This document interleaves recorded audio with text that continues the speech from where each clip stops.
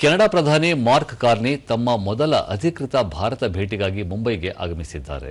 ಅಲ್ಲಿ ಅವರನ್ನು ಮಹಾರಾಷ್ಟ್ರದ ಸಚಿವ ಜಯಕುಮಾರ್ ರಾವಲ್ ಬರಮಾಡಿಕೊಂಡರು. ಈ ಬಗ್ಗೆ ಮಾಹಿತಿ ನೀಡಿರುವ ವಿದೇಶಾಂಗ ವ್ಯವಹಾರಗಳ ಸಚಿವಾಲಯ, ಕಾರ್ನಿ ಅವರ ಭೇಟಿ ಭಾರತ ಮತ್ತು ಕೆನಡಾ ಬಾಂಧವ್ಯದಲ್ಲಿ ಮಹತ್ವದ ಹೆಜ್ಜೆಯೊಂದನ್ನು ಸೂಚಿಸುತ್ತದೆ.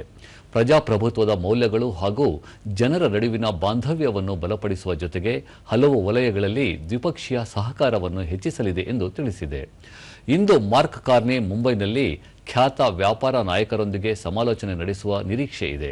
ಅಲ್ಲದೆ ಆರ್ಥಿಕ ತಜ್ಞರು, ಅನ್ವೇಷಕರು ಸೇರಿದಂತೆ ಭಾರತದಲ್ಲಿ ಕಾರ್ಯನಿರ್ವಹಿಸುವ ಕೆನಡಾದ ಮೂಲದ ಸಂಸ್ಥೆಗಳ ಮುಖ್ಯ ಕಾರ್ಯನಿರ್ವಹಣಾಧಿಕಾರಿಗಳನ್ನು ಭೇಟಿಯಾಗಿ ಚರ್ಚೆ ನಡೆಸಲಿದ್ದಾರೆ.